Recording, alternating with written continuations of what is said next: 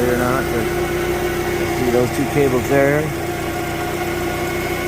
Those are what I believe to be the clutch cables.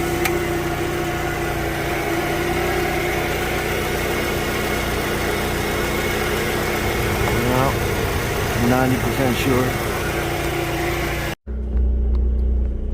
This is the other end of those clutch cables.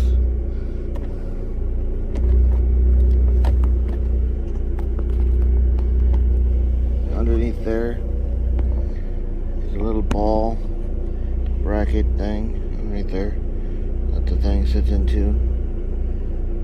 Right there.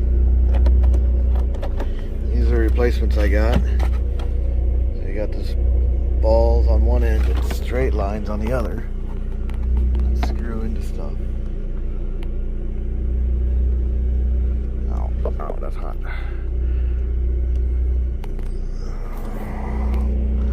Screw into something. I'm not sure that those are the right lines.